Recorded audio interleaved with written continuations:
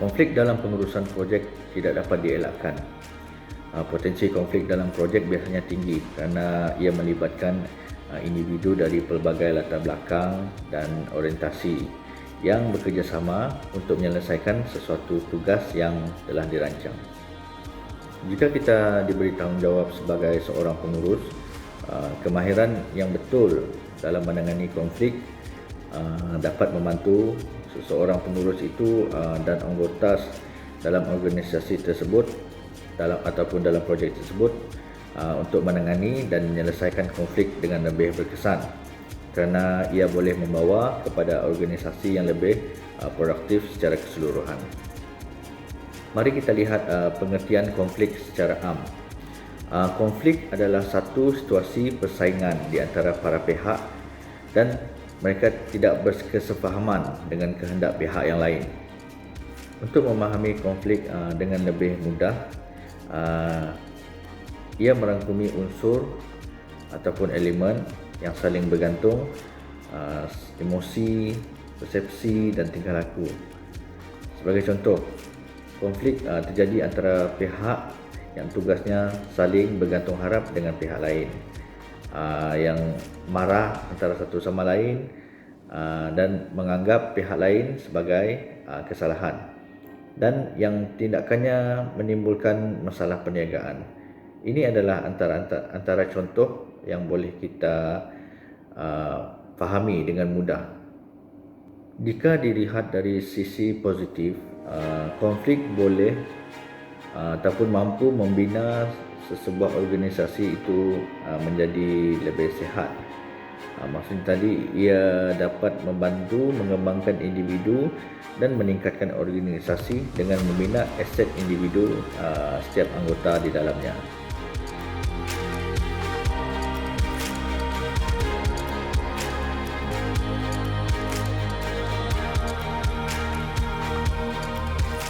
Antara punca konflik yang sering berlaku antaranya ialah ketidakjelasan tanggungjawab. Ini berlaku apabila seseorang pekerja masih samar dengan kerjanya dan mengharapkan orang lain untuk menyelesaikan tugasan tersebut. Salah guna kuasa juga menjadi satu punca apabila orang atasan yang mengamalkan sikap pilih kasih dalam pembahagian tugas. Ini juga menyebabkan terjadinya konflik di dalam sesuatu projek. Kekurangan maklumat adalah akibat komunikasi yang lemah antara individu di dalam suatu projek. Pengurusan maklumat yang tidak jelas akan menyukarkan kerja, juga menjejaskan mutu kerja tersebut. Matlamat yang berbeza. Dalam sesuatu projek, apabila terdapat beberapa pihak yang tidak mempunyai matlamat yang sama, maka terjadilah konflik. Kesalahfahaman dalam komunikasi, ia merangkumi cara bergaul dan tingkah laku. Mungkin maksud yang ingin disampaikan adalah berlainan daripada perkara yang didengar. Tingkah laku juga menjadi tumpuan rakan sekerja, kerana bukan setiap orang menyukai perkara tersebut. Matlamat yang berbeza, ini terjadi kerana setiap individu atau kumpulan dalam sesuatu projek mempunyai pemikiran yang berbeza.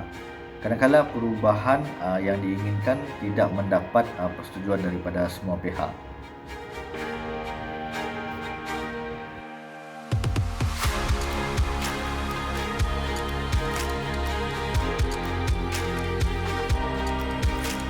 Dalam pengurusan projek ada 5 cara ataupun mod dalam menyelesaikan sesuatu konflik, iaitu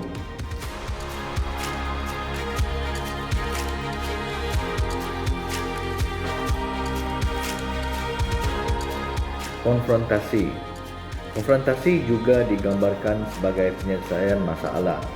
Ini melibatkan pihak-pihak yang berkonflik bertemu secara langsung dan berkolaborasi untuk mencapai kesepakatan yang memuaskan keprihatinan kedua-dua pihak. Gaya ini melibatkan komunikasi terbuka dan langsung yang seharusnya menjadi jalan penyelesaian masalah.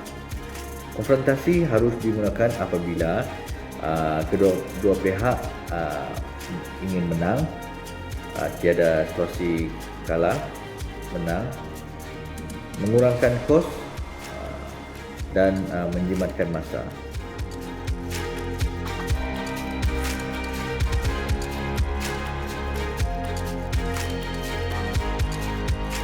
Kompromi. Kompromi juga digambarkan sebagai gaya give and take. Pihak berkonflik cuba tawar-menawar untuk mencapai penyelesaian yang boleh diterima bersama. Kedua-dua pihak juga menyerahkan sesuatu untuk mencapai keputusan dan meninggalkan masalah tersebut dengan di mana kedua-dua belah pihak berpuas hati. Dan gaya ini juga biasanya digunakan apabila kedua-dua pihak ingin menang dan mereka berada dalam kebutuhan dan masa projek yang tidak mencukupi untuk mereka terus berkonflik.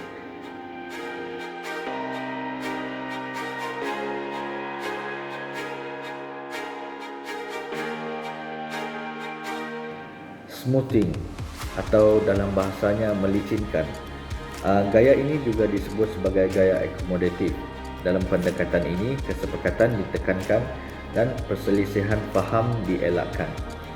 Konflik tidak selalu dapat diselesaikan dalam mod yang lancar, tetapi sesuatu pihak tersebut boleh mengorbankan kepentingan atau tujuan sendiri untuk memuaskan tujuan pihak lain. Mod ini digunakan apabila matlamat yang lebih tinggi hendak dicapai dan lebih menyeluruh bagi membantu melancarkan sesuatu projek tersebut.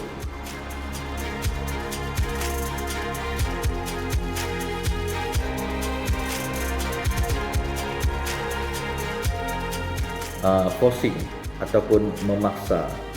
Gaya ini dikenali sebagai gaya bersaing, mengawal ataupun mendominasi. Paksaan berlaku apabila satu pihak berusaha untuk memenangi kedudukannya apabila mengabaikan keperluan dan kebimbangan pihak lain. Apabila konflik semakin meningkat, kecenderungan untuk konflik secara paksa semakin cenderung. Ini mengakibatkan di mana situasi menang kalah itu berlaku. Satu pihak menang dengan mengorbankan pihak lain.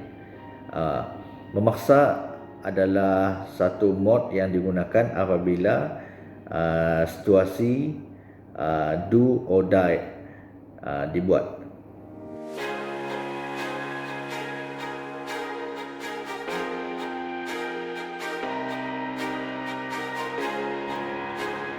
Avoiding ataupun dalam bahasanya mengelakkan.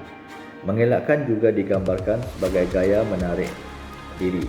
Pendekatan ini dipandang sebagai menangguhkan ataupun melengah-lengahkan sesuatu masalah. Ia dianggap sebagai penyelesaian sementara kerana masalah dan konflik terus berulang dan berulang kali. Gaya ini mengelakkan harus digunakan apabila anda ataupun sesuatu pihak tidak boleh menang dalam sesuatu konflik.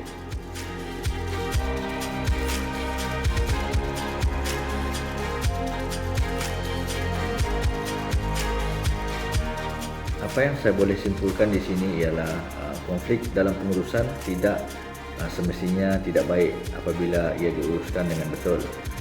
Beberapa kelebihan seperti ia dapat meningkatkan pertumbuhan organisasi, dapat meningkatkan semangat peribadi anggota, juga meningkatkan komunikasi di dalam sesuatu projek dan menghasilkan projek yang lebih baik. Namun konflik boleh menjadi penurunan prestasi organisasi jika tidak dikendalikan dengan berkesan.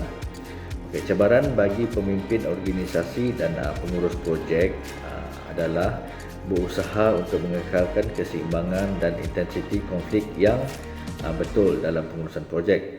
Dengan menggunakan prinsip-prinsip pengurusan projek, memahami dinamika konflik dan pendekatan pembelajaran untuk penyelesaian konflik, pengurus akan dapat membangunkan lingkungannya di mana kreativiti dan inovasi itu didorong dan tujuan projek tersebut tercapai.